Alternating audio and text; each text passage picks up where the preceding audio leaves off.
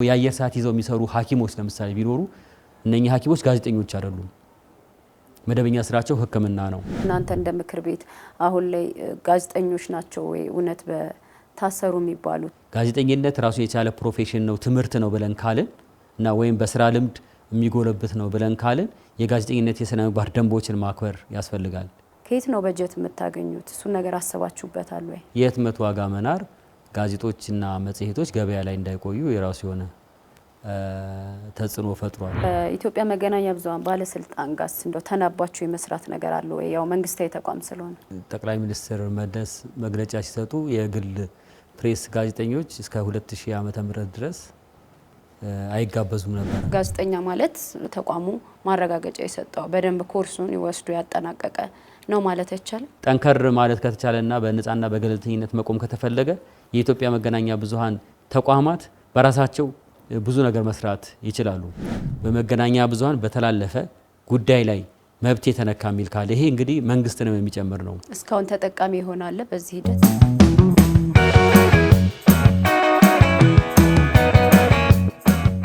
ስጥልኝ ተመልካቾቻችን፣ ይህ ሳምንታዊ የአሻም ወቅታዊ ዝግጅታችን ነው። በዛሬው አሻም ወቅታዊ ዝግጅታችን ደግሞ በኢትዮጵያ መገናኛ ብዙኃን ምክር ቤት ምክትል የስራ አስፈጻሚ የሆኑትን አቶ ታምራት ኃይሉ እዚህ ስቱዲዮ ጋብዘንላቸዋል። እንግዲህ በቅርቡ የምክር ቤቱ የተለያዩ ጥናቶችን ከጋዜጠኞች ጋር በተያያዘ አስጠንቶ ይፋ ያደረገው አለ። በዚህ ጉዳይና እንዲሁም ደግሞ እነዚሁኑ የሚመለከቱ ጉዳዮችን እያነሳን ስቱዲዮ ውይይት እያደረግን ቆይታ እናደርጋለን። እኔ ከእናንተ ጋር ብሬያችሁ የምቆየው ከስቱዲዮ ባልደረቦቼ ጋር ኢየሩሳሌም አለሙ ነኝ። አብራችሁን ቆዩ። ጋዜጠኛ ልበል ወይስ አቶ ልበል?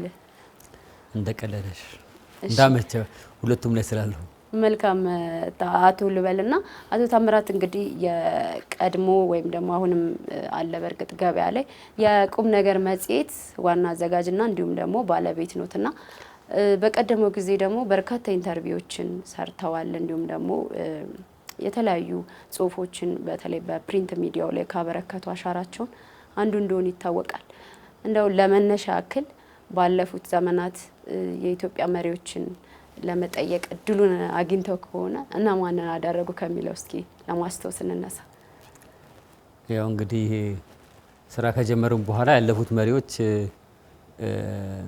በስራ አጋጣሚ ቤተ መንግስት የመግባት እድሉ ነበረ እና ያ ቀደም ባለው ጊዜ እንደሚታወቀው ጠቅላይ ሚኒስትር መለስ መግለጫ ሲሰጡ የግል ፕሬስ ጋዜጠኞች እስከ 2000 ዓመተ ምህረት ድረስ አይጋበዙም ነበረ እና ከ2000 ዓመተ ምህረት ወዲህ መጋበዝ ሲጀምሩ እንግዲህ እዛ ውስጥ በ3 ወሩም በ4 ወሩም መግለጫ ሲሰጡ እዛ ውስጥ ለመሳተፍ እድሉን ካገኙ ጋዜጠኞች መካከል አንዱ ነኝ እና እዛ ላይ ጥያቄዎችን ለጠቅላይ ሚኒስትሩ መጠየቅ ችያለሁ። ከዛ በኋላ በር ስለተከፈተ አቶ ኃይለማርያም መግለጫ ሲሰጡ እንዲሁም አሁን ያሉት ጠቅላይ ሚኒስትር አብይ አህመድም መግለጫ በሰጡበት ጊዜ በተገኘው አጋጣሚ ጥያቄዎችን ለማንሳት ችዬ ነበረ።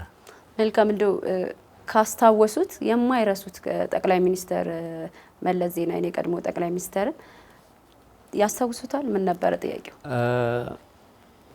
ያው ብዙ ጥያቄዎች ናቸው። ማለት ያው የኔ መጽሔት እንደሚታወቀው የመዝናኛ መጽሔት ነው። ኪነጥበቡና መዝናኛው አካባቢ ስላለ ከፖለቲካ ጉዳዮች ወጣ ያሉ ጥያቄዎችን ለመጠየቅ ነበረ የምገባውና የመጀመሪያው ብዙ ሰው ያስታውሰዋል፣ አሁንም በየዩቲዩብ ላይ ስላለ የጠቅላይ ሚኒስትሩን ደሞዝ የዛን ጊዜ እንግዲህ ብዙ ሰው የሀገሪቱ ከፍተኛ የስልጣን ያለው በሳቸው እጅ ስለሆነ የሀገሪቱ ከፍተኛ የደሞዝ ተከፋይ እሳቸው አድርጎ ነው የሚያስበው እና ነገር ግን በወቅቱ 2004 ዓመተ ምህረት 2003 ዓመተ ምህረት ላይ ነው መጋቢት 6400 ነበረ ደሞዛቸው እና ያ ደግሞ ከብዙዎቻችን ደሞዝ ያነሰ እንደነበረ ነው በወቅቱ በዓለም አቀፍ መገናኛ ብዙኃንም ሲዘገብ የነበረው። እርግጥ የመግዛት አቅሙ ያኔ ጥሩ ነበረ 6000 ብር እንዳሁኑ ስላልነበረ ማለት ነው። መልካም ያው እንግዲህ ፕሪንት ሚዲያው ላይ ብዙ ከሰሩ ባለሙያዎች እርሷ አንዱ ነትና ቁም ነገር መጽሔት እንግዲህ እንደ ዛሬው ማህበራዊ ሚዲያው በተለይ ፌስቡክ፣ ኢንስታግራም እና የመሳሰሉን ማህበራዊ ድረገጾች እንደ ዛሬው እንደዚህ ባልተስፋፉበት ጊዜ እንደ ፌስቡክ ሆኖ የሚያገለግለ ነበረ ማለት እንችላለን እና አዳዲስ ሙዚቃዎች ሲወጡ ግጥም ከነስንኛቸው እንዲሁም ደግሞ አዳዲስ አርቲስቶች እንዲሁም የተለያየ ኪነ ጥበብ ባለሙያዎች አዲስ ስራዎቻቸውን ሁላ የሚያስተዋውቁበት ነበር። ቀስ በቀስ ግን የተዳከመበት ሁኔታ እንዳለ አንዳንድ ነገሮች ያመላክታሉና ምንድን ነው ይላሉ? ያው የህትመት ሚዲያው ግልጽ ነው ከአዳዲስ ቴክኖሎጂው ጋር ተያይዞ በተለይ ዲጂታል ሚዲያው መምጣት ጋር ተያይዞ የንባብ ባህሉም በጣም ደካማ ስለነበረ በየጊዜው የማሽቆልቆል ሁኔታ አለ። ከዛ ጋር ተያይዞ ደግሞ በዋናነት እንደ ችግር የምናነሳው የህትመት ዋጋ መናር ጋዜጦችና መጽሔቶች ገበያ ላይ እንዳይቆዩ የራሱ የሆነ ተጽዕኖ ፈጥሯል። የህትመት ዋጋው በየጊዜው ነው እየጨመረ የመጣው እና እዛ ላይ ሰው ካለው ነገር ላይ ለንባብ ገንዘብ ለማውጣት ብዙዎቹ ሲቸገሩ እንመለከታለን። ከዛ ዲጂታል ሚዲያው ደግሞ የመሪነት ሚና የያዘ በመሆኑ እንደኛ አሁን እኛ በየወሩ በየሳምንቱ ነበር የምናትመው። ወሬዎቹ ከተገኙ በኋላ ሳምንት ሙሉ መቀመጥ አለበት ማለት ነው እስኪወጣ ድረስ። ይሄ ዲጂታል ሚዲያው ከመጣ በኋላ ግን ወዲያውኑ ይለቀቃል። እንደውም ለቴሌቪዥኑ ለሬዲዮም ምናልባትም ስጋት እየፈጠረ ያለው እሱ ነው። የዜና እወጃ ሰዓትን ሳይጠብቅ ማንም ሰው በያዘው እጁ በስልኩ መረጃዎችን መልቀቅ የሚችልበት ሁኔታ መጣ። እሱ ገበያው ላይ ለመቆየት በጣም አስቸጋሪ ሆነ። እንደዛም ሆኖ አሁን በጣም ጥቂት የሚባሉ ጋዜጦች እና የኛ መጽሔት አሁን ገበያ ላይ በየወሩ ቢሆንም እየታገልን እንገኛለን። እንግዲህ ላለው ለተወሰነው አንባቢም ቢሆን ለማቅረብ ጥረት እያደረግን ያለ ነው። ወርቃማ ጊዜው መቼ ነው የህትመት ሚዲያው የነበረው ማለት ይቻላል? የፕሬስ ጋር ተያይዞ እንግዲህ የፕሬስ አዋጅ የወጣው በኢትዮጵያ ለመጀመሪያ ጊዜ በ1985 ዓመተ ምህረት ነው። ከ85 ጀምሮ እስከ 97 ምርጫ ድረስ የነበረው የፕሬስ ውጤት በጣም ጥሩ ነበረ ሊባል ይችላል። ጋዜጦች እስከ 100 ሺህ ኮፒ ይታተሙ የነበሩበትን ጊዜ እናስታውሳለን። መጽሔቶች ከዛ በፊት 80ዎቹ መጨረሻ ድረስ እስከ 60 ሺህ 70 ሺህ ኮፒ ድረስ ይታተም ነበረ። ከምርጫ 97 በኋላ ያው በተፈጠረው ከምርጫ ጋር በተያያዘ ችግር የተነሳ ብዙዎቹ ጋዜጦች ከገበያ ውጪ ሆኑ እና የወረቀቱ ዋጋውም እየናረ በመምጣቱ የተነሳ የመዳከም አዝማሚያ አሳይቷል። እስከዛም ጊዜ ድረስ እኛም የተወሰነ ኮፒ የፖለቲካ ባይሆንም እርግጥ ይሸጡ የነበሩ ጋዜጦች የፖለቲካ ጋዜጦች ነበሩ እና ኢንተርቴንመንቱ ላይ እኛም የተሻለ ኮፒ ነበረን በብዛት እና ድጋሚ ሁሉ እስከ ማሳተም የደረስናቸው የህትመት ውጤቶች አሉ ከኪነ ጥበብ ጉዳዮች ጋር ዜናዎች ጋር የተያያዙ እና እነኛ ዘመኖች ጥሩ ነበሩ ለማለት ይቻላል። መልካም እንግዲህ ወደ ምክር ቤታችሁ ልምጣና ከጋዜጠኞች ጋር በተያያዘ አንዳንድ ጥናቶች እያስጠናችሁ እንደሆነም ባለፈው በሰጣችሁት መግለጫ ላይ እኛም ሽፋን ሰጥተነዋል በዜና ወጃችን ላይ። ከሱ በፊት ግን ምክር ቤቱ መቼ ተቋቋመ የሚለውን እስኪ እንይ። ኢትዮጵያ መገናኛ ብዙሃን ምክር ቤት የተመሰረተው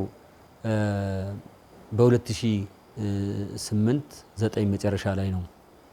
ነገር ግን እውቅና አልተገኘም ነበረ። ስንመሰረት በሲቪክ ድርጅቶች ኤጀንሲ ለመመዝገብ የዛን ጊዜ የነበረው የሲቪክ ድርጅቶች የበጎ አድራጎት ድርጅቶች ኤጀንሲ ለእንደኛ አይነት ተቋማት ለመመዝገብ የህግ ክፍተት ነበረበት። ምክንያቱ ምንድነው? የኛ የኢትዮጵያ መገናኛ ብዙሃን ምክር ቤት የተለያየ የህግ ቅርጽ ኖሯቸው የተቋቋሙ አካላትን ነው በአባልነት የሚቀበለው። ለምሳሌ የግል መገናኛ ብዙሃን ይቀበላል። በንግድ ህጉ የተቋቋሙ ናቸው የንግድ መገናኛ ብዙሃን። የህዝብ መገናኛ ብዙሃን የሚባሉ አሉ፣ የመንግስት ማለት ነው። በመንግስት አዋጅ የተመሰረቱ ናቸው እነኚህ። እንደገና የጋዜጠኞች ሙያ ማህበራትን እንደ አባል እንቀበላለን። እነሱ ደግሞ በበጎ አድራጎት ድርጅቶች ኤጀንሲ የተመዘገቡ ናቸው። የተለያየ አደረጃጀት ያላቸው ተቋማት ስለነበሩ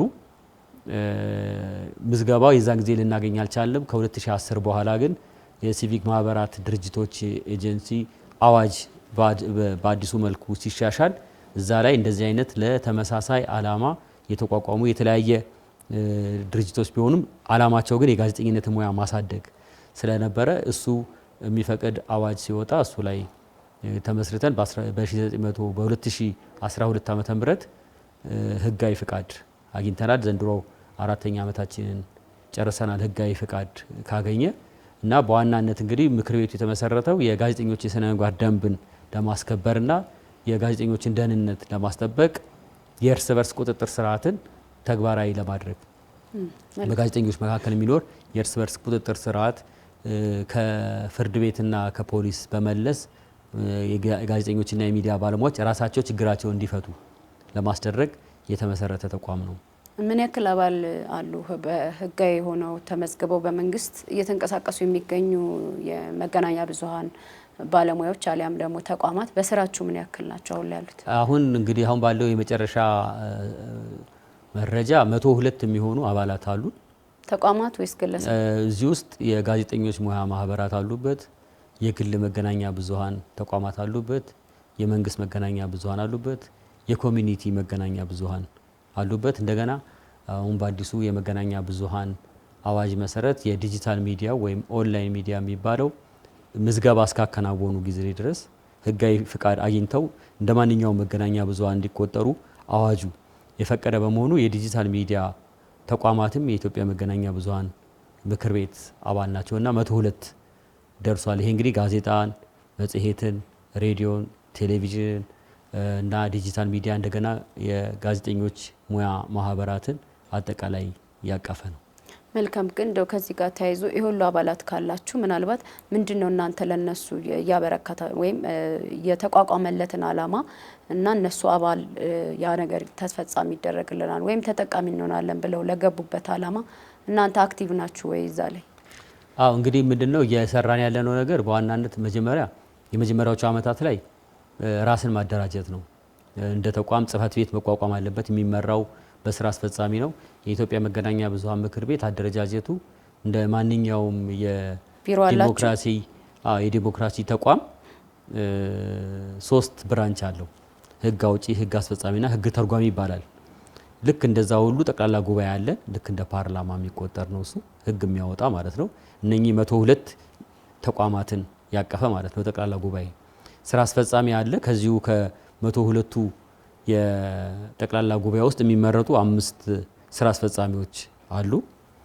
ከዛ በኋላ ከዚህ ደግሞ ኢንዲፔንደንት የሆነ የግልግል ዳኝነት ተቋም አለ፣ ህግ ተርጓሚ የሚባለው።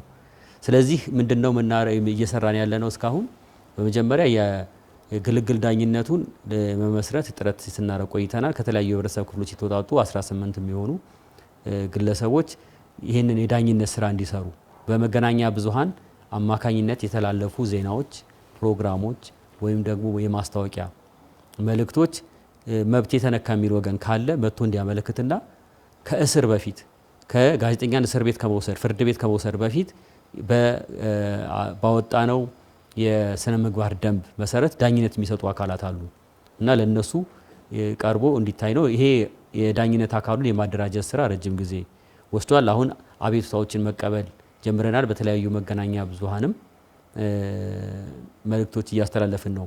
በመገናኛ ብዙሃን በተላለፈ ጉዳይ ላይ መብት የተነካ የሚል ካለ ይሄ እንግዲህ መንግስትንም የሚጨምር ነው። እስካሁን ተጠቃሚ ይሆናል በዚህ ሂደት? እንግዲህ ምንድነው የሀገራችን የሚዲያ ሊትሬሲ የሚባል ነገር አለ። የመገናኛ ብዙሃን የሚሰሩትን ስራ የመረዳት የማወቅ ምንነታቸውን እሱ ችግር አለ እንዳጠቃላይ እንደ ህብረተሰብና ማስታወቂያዎችን እያስነገርን ነው። ያው እንደነገርኩሽ በመገናኛ ብዙሃን በተላለፉ ዜናዎችና ፕሮግራሞች ላይ ቅሬታ ያለው ወገን ነው እኛ ጋር ማመልከት ያለበት። እስካሁን እየመጡ ያሉት አቤቱታዎች ግን ከህብረተሰቡ የግል ጉዳዮች ሆነው አግኝተናቸዋል። የኮንዶሚኒየም ቤት አስወጡኝ፣ ከቀበሌ ቤት አፈናቀሉኝ፣ ከስራ ተባረርኩኝ የሚሉ ሰዎች ናቸው መጥተው አቤቱታ የሚያቀርቡት። ተቋም የሚቀርብ ሳይሆን ለኢትዮጵያ እንባ ጠባቂ መሰለኝ ለእንባ ጠባቂ ወይም ደግሞ በፍርድ ቤት የሚታዩ ጉዳዮች ናቸው። እኛ የምንመለከታቸው ከመገናኛ ብዙሃን ጋር ከሚዲያ ስራ ጋር የተያያዙ ቅሬታዎች ካሉ ብቻ ነው የምንመለከተው። መልካም እንግዲህ ወደ ዋና ጉዳይ እንግባና ይህ ምክር ቤት ደግሞ በቅርቡ ያው የጋዜጠኛ ማን ነው እንዲሁም ደግሞ ሙያውስ እየሰራ ያለበት በትክክል እዛ ዘርፍ ላይ ነው ወይ ሙያተኛውና ሙያው ተገናኝቷል የሚለውን በማረጋገጥ ለሙያተኛው መታወቂያ ለመስጠት በሚል የተለያዩ እንቅስቃሴዎችን መጀመራችሁን አስታውቃችኋል። ጥናት ከማድረግ ጀምሮ ማለት ነው። ጥናቱን ያስጠናችሁት ምን ላይ ነው? አላማውስ ምንድነው የሚለው እናንሳ። እንግዲህ ምንድነው ክፍተት መኖሩ ታይቷል። በኢትዮጵያ መገናኛ ብዙሃን ዘርፍ ውስጥ ሚዲያ ላይ የታየ ሰው ሁሉ እንደ ጋዜጠኛ የሚቆጠርበት ሆኗል።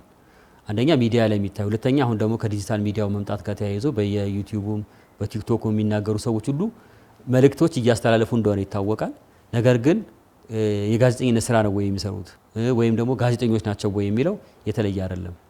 ስለዚህ ይህንን ክፍተት ማንም ሰው ዘው ብሎ የሚገባበት ሙያ መሆኑን ከግንዛቤ በመክተት በሌሎች ሀገሮችም ላይ በሌሎች የሚዲያ ካውንስሎች ይህንን የሙያ ማረጋገጫ የብቃት ማረጋገጫ ለጋዜጠኞች ይሰጣሉ።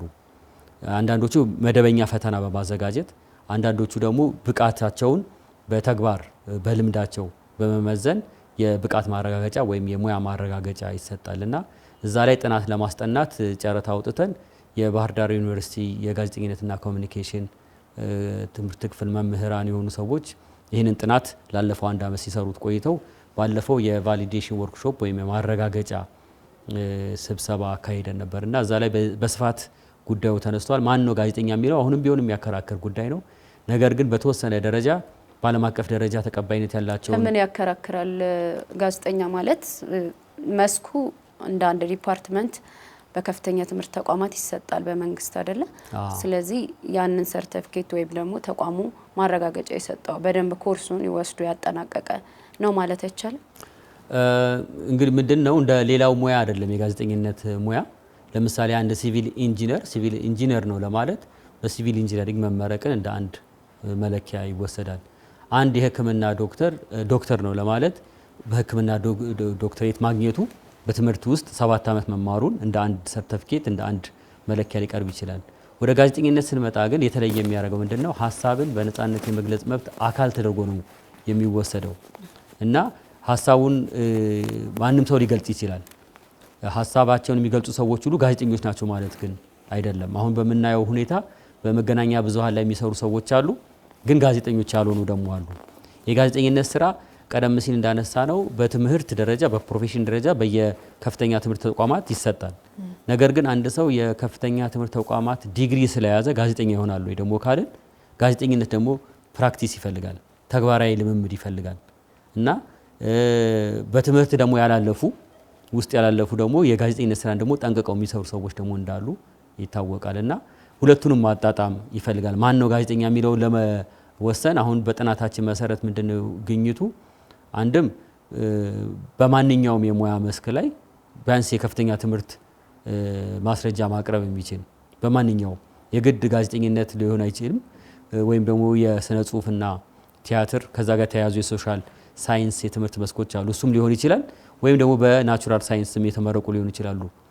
ነገር ግን ወደ ፕራክቲሱ ግን መምጣት መቻል አለበት። ያ ሰው መደበኛ የጋዜጠኝነት ትሬኒንጎችን ወስዶ ወይም ደግሞ በስራ ውስጥ ገብቶ ተፈትኖ ስራውን የሚሰራ ሰው መሆን አለበት። በልምድም ደግሞ በዚህ ሙያ ውስጥ ረጅም ጊዜ የቆዩ ሰዎች አሉ። እነሱንም እንደ አንድ ክራይቴሪያ ተወስዷልና በስራው ላይ ያሉትን እንመዘግባለን አሁን ባለው ሁኔታ። አዳዲስ ደግሞ ከየመንግስት ወይም ከግል ከፍተኛ ትምህርት ተቋማት ተመርቀው በጋዜጠኝነትና በኮሚኒኬሽን የሚወጡ ካሉ እነሱም ደግሞ ፈተና በመፈተን ወደ ስራው ዓለም እንዲቀላቀሉ ለማድረግ እንቅስቃሴ እየተደረገ ነው። እንግዲህ ለምንድን ነው የሚያከራክረው የሚለው ነገር ብዙ ነገሮች አሉት ውስጡ። አሁን እንደሚታወቀው የዲጂታል ሚዲያ ዓለም ነው።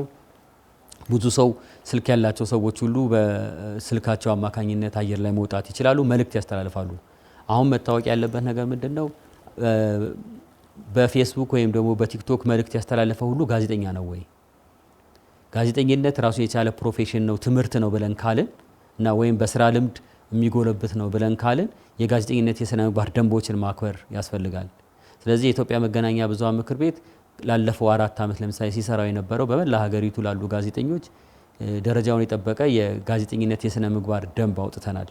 ያንን ደንብ ወደ ተግባር ሲተረጎም ያሉ ክፍተቶችንና ያሉ እድሎችን መሰረት በማድረግ ስልጠና ስንሰጥ ቆይተናል እና ይሄ ደግሞ ስልጠና በኢትዮጵያ ለመጀመሪያ ጊዜ የበይነ መረብ ጋዜጠኞችንም የጨመረ የስነ ምግባር ደንብ ነው ያወጣ ነው። ዲጂታል ሚዲያው ላይ የሚሰሩ ሰዎችም ራሳቸው እንደ ጋዜጠኛ መቁጠር ከፈለጉ ሊከተሏቸው የሚገቡ የስነ ምግባር ደንቦችንም አውጥተናል እና ስልጠናው ለዲጂታል ሚዲያው መደበኛ መገናኛ ብዙሃን ላይ ለሚሰሩትም ስለሆነ ያንን ስልጠና በደንብ ያለፉ ሰዎች የጋዜጠኝነት ስራ ዴይ ቱ ዴይ የሚሰሩ ናቸው ማለት ነው። ለሆነ ጉዳይ ግን መጥተው ቴሌቪዥን ላይ መግለጫ የሚሰጡ ወይም ደግሞ የአየር ሰዓት ይዘው የሚሰሩ ሐኪሞች ለምሳሌ ቢኖሩ እነኚህ ሐኪሞች ጋዜጠኞች አይደሉም። መደበኛ ስራቸው ሕክምና ነው። ለምሳሌ የህግ ባለሙያዎች የአየር ሰዓት ይዘው የሚሰሩ አሉ። ቴሌቪዥን ላይ ስለታዩ እነኛ የህግ ባለሙያዎች ጋዜጠኞች አይባሉም። መደበኛ ስራቸው የህግ ስራ ነው ወይ ጥብቅና ነው የሚሆነው። ነገር ግን የጋዜጠኝነት ስራ ቢያንስ ቋሚ በሆነ መልኩ ለተወሰነ ጊዜ በጋዜጠኝነት ስራ ላይ ወይም በሚዲያ ስራ ላይ መስራታቸውን ማረጋገጥ ያስፈልጋል። ከዚህ ጋር ተያይዞ እነማን ናቸው ጋዜጠኞች የሚለውን በጥናቱ በለየነው መሰረት እንግዲህ በሌሎች ሀገሮች ላይ ከጋዜጠኞችም አልፎ በቀጥታ የጋዜጠኝነት ስራ የሚሰሩ አሉ። ለምሳሌ ካሜራ ባለሙያዎች፣ ዳይሬክተሮች እና ሪፖርተሩ እና ኤዲተሮች ከዛ ጀርባ ያሉት ሁሉ ጋዜጠኞች ናቸው። ለጋዜጠኝነት ስራው ለሚተላለፈው ፕሮግራም ወሳኝ የሆኑ ሰዎች ቴክኒሻኖችን ይጨምራል። ነገር ግን አንዳንድ አገሮች ደግሞ ሰፖርተር ስታፍ የሚባሉት ወይም ድጋፍ ሰጪ ሰራተኞችንም በሚዲያ ስራ ውስጥ እስካሉ ጊዜ ድረስ እንደ ጋዜጠኛ ሊታዩ ይገባል የሚል ነገር አለ። ለምሳሌ የቀጥታ ስርጭት ባለበት ቦታ ላይ ባለሙያዎችን የሚያመላልስ ሹፌር አለ። ዋናው ስራው ሰዎችን እነኚህ ጋዜጠኞችን ማመላለስ ነው እና እሱ የሚዲያ ጋዜጠኛ የሚዲያ ተቀጣሪ ሹፌር በመሆኑ የተነሳ እንደ ሚዲያ ባለሙያ የሚቆጥሩ አንዳንድ አካላት አሉ። እኛ አሁን በመጀመሪያው ዙር ግን በዋናነት በቀጥታ ከዚህ ከጋዜጠኝነት ስራው ጋር ከሚተላለፈው ኮንቴንት ጋር የመወሰን ኃላፊነት ያለባቸው ሰዎች ላይ የማተኮር ነገር ነው ያለው። ዳይሬክተሩ የሚተላለፈውን ነገር ይወስናል። ኤዲተሩ ይሄን የሚተላለፈውን ነገር ይወስናል። ካሜራ ባለሙያው ይሄን ነገር መወሰን ይችላል፣ የሚቀርጸውን ነገር እና እነኚህና በዋናነት ሪፖርተሮችና ኤዲተሮችን የጨመረ የብቃት ማረጋገጫ ለመስጠትና ምዝገባ ለማከናወን ነው አሁን ጥረት እያደረግን ያለ ነው። መልካም። እንደው ከዚህ ጋር ተያይዞ ያው ጥናት በዩኒቨርሲቲ ደረጃ ባሉ ባለሙያዎች እንዳስደረጋችሁ የጥናቱንም ውጤት ጨምረው ነው የገለጹልን። ግን እንደው ከመንግስት ጋር ይሄን ምክንያቱም መንግስት እናንተ የምትሰጡት ነገር ላይ ድጋፍ እንዲያደርግላችሁ ወይም ደግሞ እንደ ተቀበላችሁ እሱን ነገርስ እንዴት ነው? እንግዲህ ምንድነው የኢትዮጵያ መገናኛ ብዙሃን ምክር ቤት በአዋጁ እውቅና ያገኘ ተቋም ነው ብለናል። በሚዲያ ፖሊሲውም ላይ የእርስ በርስ ቁጥጥር ስርዓት እንዲጎለብት መንግስት ይፈልጋል ይላል። በአዋጁም ላይ የእርስ በርስ ቁጥጥር ስርዓት እንዲጎለብትና አሁን መንግስት ነው ወይም የኢትዮጵያ መገናኛ ብዙሃን ባለስልጣን ነው በሚዲያዎች ላይ ያሉ ቅሬታዎችን እየተመለከተ ያለው እና ከ3 ዓመታት በኋላ ግን የኢትዮጵያ መገናኛ ብዙሃን ምክር ቤት መጠንከሩን ካየ በኋላ አሳልፎ ይሰጣል የሚል ነገር በአንቀጹ ውስጥ አለ። እስካሁን ስላልጠነከርን ነው ከነሱ መቀበል ያልቻለው እና የመገናኛ ብዙሃን ባለሙያዎች በጋራ መጠንከር ያቃታችሁ ለምን ነበረ? እንዳልኩት ገና 4 ዓመታችን ነው። በ4 ዓመት ውስጥ የበጀት ጉዳይ አለ። እንግዲህ ያሉን የመገናኛ ብዙሃን 102 ያህል አባላት ቢኖሩም የምክር ቤቱ የዕለት ተዕለት የጽህፈት ቤት ስራዎች አሉት። መደበኛ የጽህፈት ቤት ሰራተኞች አሉ፣ የዕለት ተዕለት ስራውን የሚሰሩ በደሞዝ የቤት ኪራይ ጉዳይ አለ፣ ራሱን የቻለ እየተደራጀ ያለ ማለት ነው።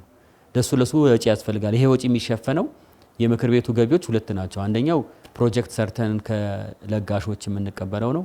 አሁን ስልጠናዎችን በመላ ሀገሪቱ እየሰጠን ያለነው በለጋሾች ድጋፍ ነው። ሁለተኛው ገቢያችን ከአባላት የሚሰበሰብ መዋጮ ነው። ከአባላት የሚሰበሰብ መዋጮ እንግዲህ እንደሚታወቀው አባላቱ 102 ይድረሱ እንጂ በተለያየ ምክንያት የአቅም ውስንነት አለ። በቅርብ ጊዜም ጋዜጦች አካባቢ ስትመለከቺ ካሉት ጋዜጦች በርካታዎቹ ህትመት አቁመዋል፣ ሰራተኞቻቸውን የበተኑ አሉ። በሬዲዮ በቴሌቪዥን በኩል ስትመለከችም እንደዚህ አይነት ችግሮች አሉ። ከአየር ላይ የወረዱ የሳተላይት ቴሌቪዥኖች አሉና አባላት ሙሉ ለሙሉ መዋጫቸውን ለማዋጣት የነሱም ህልውና አደጋ ውስጥ ገብቷል እና በዚህ የተነሳ እንደምናስበው ቶሎ ብለን ይህንን በ3 ዓመት በ4 ዓመት ጊዜ ውስጥ የግልግል ዳኝነቱም እንግዲህ የግልግል ዳኝነቱ በበጎ ፍቃድ የሚሰሩ ሰዎች ናቸው ያሉት። ለነሱም ደግሞ ቢያንስ አበል መክፈል ይጠበቅብናል በመተዳደሪያ ደንባቸው መሰረት። እሱ ሁሉ ካልተደረገ ስራውን ለመስራት ያስቸግራል። ቅድም እንደጠቀስኩት የመጡ ያሉ ኬዞችም የግለሰብ ጉዳዮች ናቸው፣ የሚዲያ ጉዳዮች አይደሉም። ወደ ሚዲያ ሲመጣና ስራው መጀመር ሲጀምር መጠንከራችንን ማሳየት ይቻላል። ከዛ በኋላ ይሄ አሁን የፕሬስ አይዲውን በተመለከተ እንግዲህ አንዱ ትልቁ አከራካሪ ነገር ሌላው ምንድነው አሁን ብቻ አይደለም ከቀደም ካለው መንግስት ጀምሮ ጋዜጠኞች ይታሰራሉ፣ ሲታሰሩ ጋዜጠኞች አይደሉም የሚል ነገር አለ።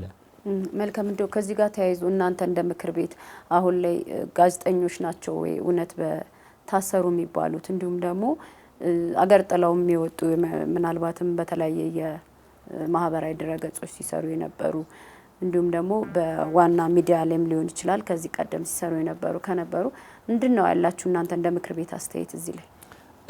ምንድነው እንግዲህ ምክር ቤቱ በዋናነት የሚሰራው ለአባላት ነው። አባል ያልሆኑ መገናኛ ብዙሃን ኢትዮጵያ ውስጥ አሉ። በህግ ፍቃድ ወስደው ከኢትዮጵያ መገናኛ ብዙሃን ባለስልጣን ፍቃድ ቢወስዱ የምክር ቤታችን አባል ያልሆኑ አሉ። እዛ ውስጥ የሚሰሩ ጋዜጠኞች ፕሮቴክሽን የማግኘት እድላቸው ጠባብ ነው። እንደገና በዲጂታል ሚዲያ ውስጥ ደግሞ የሚሰሩ ጋዜጠኞች አሉ። ትክክለኛ የጋዜጠኝነት ስራ እየሰሩ ቢሆንም እነኚህ ሰዎች የአባልነት ጉዳይ ስላለ አባል ስላልሆኑ ክትትል ለማድረግ ያስቸግራል። አሁን የሙያ ብቃት ማረጋገጫው የመጣው በፈቃደኝነት ላይ የተመሰረተ ነው። አሁንም ቢሆን አንድ ጋዜጠኛ የኛ የኢትዮጵያ መገናኛ ብዙሃን ምክር ቤት አባል ከሆነ ተቋሙ እኔ ጋዜጠኛ ነኝ እዚህ እንደዚህ አይነት ስራዎችን ሰርቻለሁኝ የተማርኩትም እንደዚህ አይነት ትምህርት ነው ብሎ ማስረጃውን አቅርቦ የፕሬስ አይዲውን ማግኘት ይችላል። የዛን ጊዜ የፕሬስ አይዲውን ሲያገኝ ሁለት ጠቀሜታ አለው። አንደኛ ኢትዮጵያ ውስጥ ስንት ጋዜጠኞች አሉ የሚለው በቁጥር ለማወቅ እድል ይሰጠናል። አሁን የሌሎች ሙያዎችን ስንመለከት ስንት ሐኪሞች እንዳሉ የኢትዮጵያ ሕክምና ማህበር ያውቃል። ስንት የስነ ልቦና ባለሙያዎች እንዳሉ የስነ ልቦና ባለሙያዎች ማህበር ያውቃል። ልክ እንደዚህ ሁሉ ኢትዮጵያ ውስጥ ስንት ጋዜጠኛ አለ የሚለውን ነገር ማወቅ ይቻላል። ይሄ ማለት ግን ያልተመዘገቡት ጋዜጠኞች አይደሉም ማለት አይደለም። ነገር ግን ቢመዘገቡ የሚያገኟቸው ጠቀሜታዎች አሉ። የፕሮቴክሽን ጉዳይ አለ። ለምሳሌ ቀደም ሲል ያነሳነው አይነት ነገር መንግስት በተለያየ ምክንያት ክስ ቢመሰርት ጋዜጠኞች ናቸው አይደለም የሚለው ነገር ክርክር የሚፈጥረውን ጉዳይ ለመፍታት ይቻላል። የፕሬስ አይዲ ያላቸው ከሆነ የጋዜጠኝነት ስነ ምግባር ደንብን አክብረው የሚሰሩ ናቸው ማለት ነው። አክብረው የሚሰሩ ደግሞ ከሆኑ ፕሮቴክሽን የማግኘት እድላቸው ሰፊ ይሆናል። ነገር ግን ባልተመዘገበ ሚዲያ ውስጥ የሚሰሩ ከሆነ ወይም ደግሞ በሙያቸው በትክክልም ጋዜጠኞች ያልነበሩ የጋዜጠኝነት ስራ የማይሰሩ ደግሞ ከሆነ ያው መንግስት ህግ የማስከበር ኃላፊነት ስላለበት ክስ በሌላ መንገድ ወደ ፍርድ ቤት ወስዶ ሊከስ ይችላል። እስካሁንም እያየ ነው ያለው ነገር ይሄ ነው እና እኛ ጋር እስካሁን የመጡ ሪፖርቶች የተከሰሱ ጋዜጠኞች የታሰሩ እንዳሉ እናውቃለን። ነገር ግን ይሄንን ምዝገባ የተከናወነ ባለመሆኑ የተነሳ ይሄን ለመለየት በጣም አስቸጋሪ ሆኖብናል። እንደ ግለሰብ አንድ ጋዜጠኛ መመዝገብ አይችልም? የሙያ ማረጋገጫውን አቅርቦ ከተቋም ውጪ ይችላል። እንግዲህ ምንድነው ሁለት አይነት መንገድ አለ። አንድ ከሚሰራበት ተቋም ደብዳቤ ማጻፍ ከቻለ በዛ መሰረት መመዝገብ ይችላል። ተቋሙ ደግሞ የኢትዮጵያ መገናኛ ብዙሃን ምክር ቤት አባል ካልሆነ የአንደኛው የጋዜጠኞች የሙያ ማህበር አባል ሊሆን ይችላል እና በሙያ ማህበሩ በኩል ደግሞ የኛ አባል ነው የሚል ነገር ተጽፎ ከመጣ በሙያ ማህበር በኩል አባል ለማድረግ ይቻላል። ስለዚህ በአንደኛው በኩል ማድረግ የሚቻልበት እድል አለ። ከዛም ውጪ ደግሞ ከሆነ የሚታወቁ ጋዜጠኞች አሉ፣ ስራቸው በአደባባይ የሚታወቃሉ፣ በልምዳቸው በእውቀታቸው በስራቸው የሚታወቁ አሉ። የትኛውም የሙያ ማህበር አባል ላይሆኑ ይችላሉ ወይም ደግሞ የትኛውም የሚዲያ ተቋም ቅጥር ላይሆኑ ይችላሉ። በፍሪላንስ የሚሰሩ ደግሞ ከሆነ የሰሯቸውን አንድ ሁለት ስራዎችን በማስመዝገብ በማሳየት ብቻ የፕሬስ አይዲውን በፈቃደኝነት ላይ የተመሰረተ ነው። አስገዳጅም አይደለም። ለምንድነው አስገዳጅም አይሆነው? ሰዎች ፕሮቴክሽኑን ፈልገው ነው መምጣት መቻል ያለባቸው እና በዛ መሰረት ምዝገባው ይከናወናል ብለን እናስባለን። መልካም። እየተከታተላችሁት የሚገኘው አሻም ወቅታዊ ዝግጅታችን ነው። በዛሬው አሻም ወቅታዊ ዝግጅታችን ደግሞ የኢትዮጵያ መገናኛ ብዙሃን ምክር ቤት ምክትል ስራ አስፈጻሚ የሆኑትን አቶ ታምራት ኃይሉ ነው እዚህ ስቱዲዮ ጋብዘን ከጋዜጠኞች የሙያ ማረጋገጫ መታወቂያና እንዲሁም ደግሞ ተያያዥ የሆኑ ጉዳዮችን እያነሳን እዚህ ስቱዲዮ ቆይታ እያደረግን ያለ ነው። አብራችሁን ቆዩ። እንደው ሌላው ከዚሁ ጋር እያይዛችሁ ያነሳችሁት አንድ ነገር አለ። ጋዜጠኞችን ለመሸለም ሙያውንም ለማበረታታት የሚል ነገርም አንስታችኋል። ምናልባት ሽልማቱ ያው ለሙያውና እንዲሁም ደግሞ ሙያተኞችን ለማበረታታትና ለማሳደግ ነው ብላችኋል። ነገር ግን ከገቢ አንጻር ወይም ደግሞ ያው ሽልማቶችን ስታዘጋጁ በጀት ያስፈልጋል። ከየት ነው በጀት የምታገኙት? እሱን ነገር አስባችሁበታል ወይ? እንግዲህ ሁለቱ ነገሮች ተያያዥ ነገሮች ናቸው። የጋዜጠኞች የሙያ ማረጋገጫ ብቃት ማረጋገጫ መታወቂያ መስጠትና ለጋዜጠኞች እውቅና እና ለሚዲያ ባለሙያዎች የሽልማት ፕሮግራም ማዘጋጀት ተያያዥ ናቸው። በጀቶቹን ገና እንግዲህ ለጋሾች ጋር ፕሮፖዛል አዘጋጅተን ከነሱ ጋር ዲስከስ እያደረግንበት ያለ ጉዳይ ነው ያለው። ዋናው ነገር ምንድነው? ኢትዮጵያ ውስጥ ብዙ ጋዜጠኞች አሉ። በጣም ጠንካራ ስራዎችን የሰሩ አሉ፣ እውቅና የሚገባቸው። እስከዛሬ ድረስ ደግሞ በኢትዮጵያ መገናኛ ብዙሃን ውስጥ አስተዋጽኦ ያበረከቱ ሰዎች አሉ። ነገር ግን ይህ ነው የሚባል እውቅና ሽልማት አግኝተው አያውቁም። በሌሎች የሙያ ዘርፎች ስንመለከት በቲያትሩ፣ በፊልሙ፣ በሙዚቃው የተለያዩ የሽልማት አይነቶች አሉ። ጋዜጠኞችን የሚሸልሙበት እድል በጣም ጠባብ ነው። ስለዚህ ራሱን የቻለ ሀገር አቀፍ እውቅና ሊያሰጥ የሚችል ደረጃውን የጠበቀ የጋዜጠኞች ሽልማት ወይም የሚዲያ ባለሙያዎች የሽልማት ፕሮግራም ማዘጋጀት፣ እሱንም በተመሳሳይ መልኩ ጥናት አስጠንተናል። እንግዲህ በጥናቱ መሰረት ሽልማቱ የሚሰጠው እንዳለው ለሚዲያ ባለሙያዎችና ለጋዜጠኞች ነው። ሚዲያ ባለሙያዎችና ጋዜጠኞችን አስቀድመን መመዝገብ ካልቻልን ለውድድር ለማቅረብም ያስቸግራል እና በዚህ የተነሳ ሁለቱን ነገሮች አብረን ለማስኬድ ፕሮፖዛሎችን ሰርተን ደግሞ ሽልማቱ ምን ይሁን፣ ምን አይነት ፕሮግራም ነው መካሄድ ያለበት የሚለውንም አሁን እየሰራንበት ነው ያለው። እንግዲህ ከተሳካና በጀቱን ማግኘት ከቻልን በዚህ ዓመት የተሰሩ ስራዎችን በተለያዩ የሙያ ዘርፎች ዳኞችን አደራጅተን ወደ ውድድር በማስገባት ሽልማት ለመስጠት ጥረት እናደርጋለን። ካልተሳካ ወደሚቀጥለው ዓመት ይሻገራል ብለን ነው ተስፋ የምናደርገው። መልካም። ሌላው የአጋር አካላቶች አብራችሁ ትሰራላችሁ። ለምሳሌ ከመንግስታዊ ተቋም ራሱ የመገናኛ ብዙሃን ባለስልጣን አለ፣ እንዲሁም ደግሞ የኢትዮጵያ መገናኛ ብዙሃን ባለሙያዎች ወይም ደግሞ ማህበሩ አለ፣ ሌሎች የሴቶችም አሉ እንደዚሁ የተደራጁ ይሙአ የሚባለውና ሌሎችም ደግሞ ግብረሰናይ ድርጅቶች አሉ እንደዚሁ ከሚዲያና ተያያዥ የሆኑ ከሰብአዊ መብት ጋር አያይዘው የሚሰሩ። ከነዚህ ተቋማት ጋር አብራችሁ የመስራት ነገር አለ ወይ? ምክንያቱም ብቻችሁን ብትለፉ የምታመጡት ነገር አለ ወይም ደግሞ የምትፈልጉት የስኬት ደረጃ ላይ እንድትደርሱ? አዎ እንግዲህ እነኚህ የሙያ ማህበራትን የጋዜጠኞች የሙያ ማህበራትን በተመለከተ እስካሁን ወደ 16 የሚደርሱ የጋዜጠኞች የሙያ ማህበራት አሉ። ህጋዊ እውቅና አግኝተው ሰርቲፊኬት የያዙ እነኚህ ከኛ ጋር የኛ የኢትዮጵያ መገናኛ ብዙሃን ምክር ቤት አባል ናቸው። እነማን ናቸው? እንደ አንድ ሁለት መጥቀስ ከተቻለ። ብዙ ናቸው። አሁን እንደጠቀሽው የኢትዮጵያ የሴት የመገናኛ ብዙሃን ማህበር አለ፣ የስፖርት ጋዜጠኞች ማህበር አለ፣ የባህልና ቱሪዝም ጋዜጠኞች ማህበር አለ፣ ኦንላይን ጋዜጠኞች ማህበር ተመስርቷል። እኛም ጋር አባል ናቸው። በክልል ደረጃ የሚገኙት የአማራ ጋዜጠኞች ማህበር አለ፣ የኦሮሚያ ጋዜጠኞች ማህበር አለ። አክቲቭ ናቸው ግን ይሰራሉ። አሁን ለምሳሌ የተቋቋሙበት አላማ አለ። አሁን ኢሙአን እኔ ያውቀዋለሁ ለምሳሌ እኔም አባል ስለሆንኩኝ ማለት ነው። ከስንት ጊዜ አንዴ ነው ለምሳሌ የሚጠሩትና የሚንቀሳቀሱት። እናንተ እንደ ምክር ቤት በእናንተ ስር ያሉ እነዚህ አባላቶቻችሁን አክቲቭ እንዲሆኑ ምንድን ነው የምታደርጉላቸው ወይም ደግሞ እንዲንቀሳቀሱ ለተቋቋሙለት አላማ? ምንድነው እንግዲህ የኛ ምክር ቤት በዋናነት የግለሰቦች ኢንዲቪጁዋል አባላትን አንመዘግብም። አባላቶቻችን ቀደም ሲል እንደጠቀስኩት ተቋማት ናቸው። ይሄ ማለት በቀጥታ ጋዜጠኛውን አናገኝም። ስለዚህ ቀጥታ ጋዜጠኛውን የሚያገኙት የሙያ ማህበራቱ ናቸው አባል አድርገው የያዟቸው። ስለዚህ የነኝን የጋዜጠኞች የሙያ ማህበራት ማጠናከር ያለባቸው አባል ነን ብለው የገቡት ጋዜጠኞች ናቸው።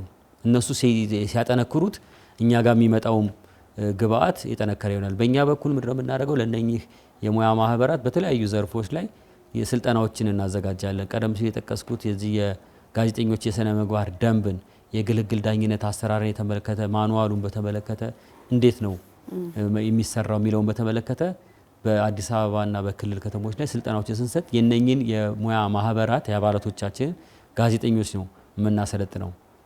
እስካሁንም ከ2800 በላይ የሚሆኑ ጋዜጠኞች ሰልጥነዋል። በተለይ ወቅታዊ የሚባሉ ጉዳዮች ሲመጡ ለምሳሌ እንደ ምርጫ ጊዜ ሲመጣ የምርጫ የስነ ምግባር ደንብን በቋሚነት እናሰልጥናለን። የሚቀጥለው ዓመት እንግዲህ ኢትዮጵያ ወደ 7ኛው ዙር ምርጫ ትሄዳለች። ጋዜጠኞች የስነ ምግባር ደንቡን ጠንቅቀው ማወቅ ይኖርባቸዋል። ምርጫው ፍትሐዊና ነፃ ገለልተኛ ሆኖ ሊካሄድ የሚችለው የመገናኛ ብዙሃን ባለሙያዎች በዛው ደረጃ ነፃና ገለልተኛ ሆነው መስራት መዘገብ ሲችሉ ነውና ይህን የስነ ምግባር ደንብ በተከታታይ እናሰልጥናለን እና የኛ ግንኙነት ከሙያ ማህበራቱ ጋር ነው። ጠንካራዎቹ ምን ጠይቃቸውን ያህል ጋዜጠኞች ለስልጠና ይልካሉ። አንዳንዶቹ የተወሰነ ጋዜጠኛ ነው የሚልኩት እና የነሱ መጠንከር በዋናነት በአባላቶቹ ላይ የተመሰረተ ስለሆነ አባላቶቹ እንዲጠነክሩ ነው እኛም ስልጠና ከስር ከስር የምንሰጠው። መልካም። እንደው ከኢትዮጵያ መገናኛ ብዙሃን ባለስልጣን ጋር እንደው ተናባችሁ የመስራት ነገር አለ ወይ? ያው መንግስታዊ ተቋም ስለሆነ። እንግዲህ የኢትዮጵያ መገናኛ ብዙሃን ባለስልጣን የመንግስት ተቋም ነው፣ ተቆጣጣሪ አካል ነው። መገናኛ ብዙሃንን ፍቃድ የሚሰጥ የሚሰርዝ ተቋም ነው። ከነሱ ጋር ያለን ግንኙነት በጣም ስሙዝ ነው። የሜሞራንደም ኦፍ አንደርስታንዲንግ ወይም የመግባቢያ ሰነድ ተፈራርመናል። በየጊዜው የምናዘጋጃቸውን ዝግጅቶች ላይ እነሱንም እንጋብዛለን። እነሱም ስልጠና ሲያዘጋጁ ወይም የተለየ ነገር ሲኖር ግንኙነት አለን። ግን ምንድነው ያ የመንግስት ተቋም በመሆኑ መገናኛ ብዙሃኖችን ሁሉ የመዘገበና የያዘ በመሆኑ ግንኙነቱ ያው ህጉን የማስፈጸም የመከታተል ድጋፍ የመስጠት ነው። የኛ ደግሞ በፈቃደኝነት ላይ የተመሰረተ ምክር ቤት ነው። የኢትዮጵያ መገናኛ ብዙሃን ምክር ቤት አባል የሚሆኑት መገናኛ ብዙሃን የጋዜጠኝነት ስነ ምግባር ደንቡን አክብረን በፈቃደኝነት እንሰራለን ብለው ያሉ ናቸው እና አባላት ለማድረግ እኛም ጥረታችን ይቀጥላል። አሁንም አባል ያልሆኑ አንዳንድ መገናኛ ብዙሃን አሉ። ጥረታችን እንደቀጠለ ነው። እስካሁንም ድረስ ብዙዎቹ የጋዜጠኝነት ስነ ምግባር ደንቡን ፈርመው እናከብራለን ብለው አባል የሆኑ መገናኛ ብዙሃን ናቸው። ስለዚህ እኛ ጋር በፈቃደኝነት ላይ ያለ የተመሰረተ አባልነት ነው ያለው። ከነሱ ጋር ግን ያለን ግንኙነት በጣም ጥሩ ነው ለማለት እንችላለን። እንዳለው የግልግል ዳኝነቱን በማጠንከር በኩል ከነሱ መረጃዎች በየጊዜው እነሱ ጋር የሚመጡ አቤቱታዎች አሉ። ከኛ ይልቅ ብዙ ሰው ወደ መገናኛ ብዙሃን ባለስልጣን ነው አቤቱታ ይዞ የሚሄደው። ከቀጥታ ከመገናኛ ብዙሃን ጋር የተያያዘ ቢሆንም ባይሆንም አቤቱታዎች ወደዛ ይሄዳሉና ከሚዲያ ጋር የተያያዙ ጉዳዮችን እንዲሰጡን ጥያቄ ያቀርበናል። እነሱም ካሁን በፊት ያለፉ ኬዞች ሁሉ ሰጥተውን እኛ የግልግል ዳኝነት አባላትን ሁሉ ስልጠና የሰጠ ነው በእነሱ ባለሙያዎችና በዚህ ማኑዋል ነው። የቀረቡት ኬዞች ምን ይመስላሉ በየመገናኛ ብዙሃን ላይ እና እንዴት ተፈቱ፣ እንዴት ፍርድ ተሰጣቸው፣ ውሳኔ እንዴት ተሰጣቸው የሚለውን ከመገናኛ ብዙሃን ባለስልጣን ነው መረጃዎችን የምንወስደውና አሁን የራሳችንን ደግሞ አቤቱታ መቀበል ጀምረናል ማለት ነው። መልካም። እንደው መንግስት ግን እንደው ከበጀት አንጻር የሚያደርግላችሁ ድጎማዎች፣ ድጋፎች የኖሩ ይሆን? ምንድነው የፕሬስ ካውንስልን በተመለከተ እኛ የሌሎች ሀገሮችንም ዞረን ተመልክተናል። በተለይ እዚህ ቅርባችን ያሉት እስከ ደቡብ አፍሪካ እንኳን ያሉትን ብንመለከት በኬንያ፣ በታንዛኒያ፣ በሩዋንዳ፣ በኡጋንዳ፣ ሳውዝ አፍሪካ፣ ጋናን ጨምሮ አብዛኛዎቹ የፕሬስ ካውንስሎች ልክ እንደ የመንግስት ተቋም ናቸው። የመንግስት በጀት የሚመደብላቸው የበላይ ኃላፊዎቻቸው በመንግስት የሚሾሙ ናቸው እና ይህንን ያልናቸውን አክቲቪቲዎች ይሰጣሉ። የቁጥጥሩንም አንዳንድ ጊዜም ለሚዲያዎች ፍቃድ መስጠትም የነሱ ስራ ነው። አሁን በእኛ ኬስ እሱ ማለት ነው። ይሄ የፕሬስ ካውንስሉ የመቆጣጠር ስልጣን የተሰጠው በአዋጅ የተቋቋሙ ናቸው። በአዋጅ ሲቋቋሙ ደግሞ መንግስት ኃላፊውን መመደብ ብቻ ሳይሆን በጀትም አብሮ ይመድባል እና የመንግስት ተቋም ናቸው ማለት ነው የፕሬስ ካውንስሎቹ። በዚህ በምስራቅ አፍሪካ አጠቃላይ ካየናቸው የፕሬስ ካውንስሎች እንደ ኢትዮጵያ የተለየ የለም። የኢትዮጵያ መገናኛ ብዙሃን ምክር ቤት ኢንዲፔንደንት ነው ስንል፣ ነፃና ገለልተኛ ነው ስንል ምንም አይነት ፈንድ ከመንግስት አንወስድም። በራሳችን በጀት ነው የምንተዳደረው። የበጀታችን ምንጭ ቀደም ሲል ጠቅሼ ያለው አንዱ የአባላት መዋጮ ነው። ሁለተኛው ከለጋሾች ፕሮጀክት ሰርተን የምናገኘው ነው። ስለዚህ እንትን ነው ማለት በራሳችሁ በጀት ብትጠቀሙ ገና ናችሁ። ገና ከተቋቋማችሁ 4 ዓመታችሁ ነው። ገና ብዙ ስራዎች ይቀሯቸዋል።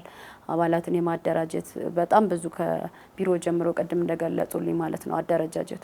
ስለዚህ ወደፊት እያደገ የአባላት ቁጥር እየጨመረ የእናንተን ማህበር ወይም ምክር ቤቱን የሚቀላቀሉ ግለሰብ ሙያተኞችና ተቋማት እየበዙ ሲመጡ በጀት ያስፈልጋቸዋል። ስለዚህ መንግስት ድጋፍ ያስፈልጋቸዋል ማለት ነው። እሱ እንግዲህ የምርጫ ጉዳይ ነው የሚሆነው።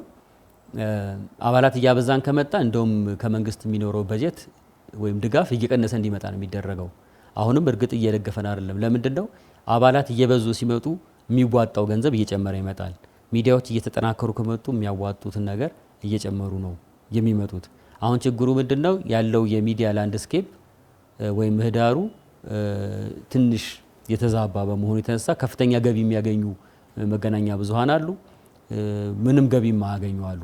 ስለዚህ ያዋጡ አይደለም። አሁን አንዳንዶቹ እያዋጡ አይደሉም፣ አንዳንዶቹ የቻሉትን ያህል ያዋጣሉ።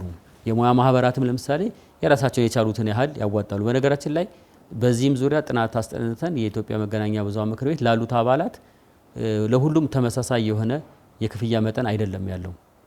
እንደየአቅማቸው ሬዲዮና ቴሌቪዥን ላላቸው፣ ሬዲዮ ብቻ ላላቸው፣ ጋዜጣ ላላቸው፣ መጽሔት ላላቸው እና የሙያ ማህበራት እና ዲጂታል ሚዲያዎች በሚል የተከፋፈለ የጥናት ውጤት አለ። እሱም ውይይት ተደርጎበት በዛ መሰረት ነው ክፍያው የሚከናወነው። ብዙ ገቢ ያላቸው አሉ፣ ብዙ መገናኛ ብዙሃን ያላቸው አሉ። እንደሚታወቀው የሌሎች ሀገሮችን ልምድ ስንመለከት መንግስት በጀት በመደበ ቁጥር ተጽዕኖ የማድረግ እድሉ እየሰፋ ነው የሚመጣው። የሌሎች የአፍሪካ ሀገሮችንም ሁኔታ ስንመለከት የሚሾሙት የበላይ ኃላፊዎች ምክንያቱም በጀቱን ሲሰጥ በጀቱን የሚቆጣጠር ኃላፊ አብሮ መንግስት ይመድባል እና የሚዲያዎችን ነጻነት ይጋፋል የሚል ክርክር አለ። በእኛም ሀገር ከመንግስት ገንዘብ መውሰድ በቀጥታ የተከለከለ ባይሆንም ነገር ግን ለምሳሌ ከፓርላማው የዲሞክራሲ ፈንድ መቀበል እንደሚቻል በመተዳደሪያ ደንባችን ላይ ስምምነት ተደርጎበታል እና ፓርላማው ከውጭ ሀገር የሚያገኛቸው እርዳታዎች፣ ድጋፎች ካሉ ለሚዲያ ማጠናከሪያ በዛ መሰረት ከፓርላማው መቀበል ጉዳት የለውም በሚል ነው። ነገር ግን መንግስት ቀጥታ የሚሰጣቸው በጀቶች ከሆኑ አንድ የመንግስት ተቋም ነው የምንሆነው። የአንድ የመንግስት ተቋም ደግሞ ከሆነን የመንግስትን ፖሊሲ ብቻ ተከትሎ የመስራት እድሉ ሰፊ ነው የሚሆነው። መንግስትም በዚህ ረገድ በአዋጁ ላይ በግልጽ እንዳስቀመጠው የእርስ በርስ ቁጥጥር ስርዓት ነፃና ገለልተኛ ሆኖ በፈቃደኝነት ላይ የተመሰረተ ሆኖ እንዲቋቋም በአዋጁ አስቀምጧል። ስለዚህ ይሄ ነው የበለጠ ሚዲያውን የሚጠቅመው እንጂ ከመንግስት ገንዘብ መቀበሉ ሌላ አይደለም። ጠንከር ማለት ከተቻለና በነፃና በገለልተኝነት መቆም ከተፈለገ የኢትዮጵያ መገናኛ ብዙሃን ተቋማት በራሳቸው ብዙ ነገር መስራት ይችላሉ።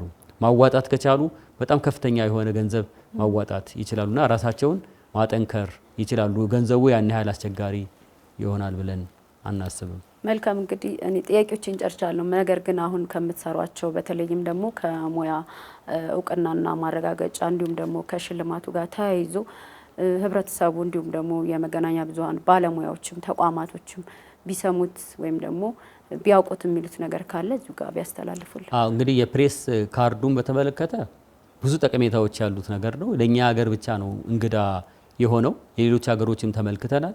ለምሳሌ በውጭ ሀገር ያሉ አንዳንድ ሪፖርቶችን ለመዘገብ ለምሳሌ በዩኤን በየጊዜው የሚወጡ የጋዜጠኞች ሽፋን የሚፈልጉ ጉባኤዎች አሉ፣ በተባበሩት መንግስታት ድርጅትን ጨምሮ። እዛ ላይ አንድ ጋዜጠኛ ሄዶ ለመዘገብ ከፈለገ ከኢትዮጵያ የሚጠየቀው አንድ ክራይቴሪያ ፕሬስ አይዲ ነው። በሀገር አቀፍ ደረጃ ያለ ጋዜጠኛ መሆንህን የሚያሳይ ምን የፕሬስ አይዲ ያለህ የሚል ነው። አሁን እስካሁን ድረስ ባለው ሁኔታ ይሄ ሀገር አቀፍ የፕሬስ አይዲ ስለሌለን ጋዜጠኞች የሚሞሉት የድርጅታቸውን የተቀጣሪ የሆኑበትን መታወቂያ ነው። እሱን አንዳንዶቹ አይቀበሉም። ስለዚህ ወጥ የሆነ የጋዜጠኞች መታወቂያ መስጠት ከቻለን ኢትዮጵያ ውስጥ ምን ያህል ጋዜጠኛ እንዳለ ብቻ ሳይሆን ጋዜጠኞች በኃላፊነት የሚሰሩት ጋዜጠኞች የትኞቹ ናቸው የሚለውን ለማወቅም ይመቻል።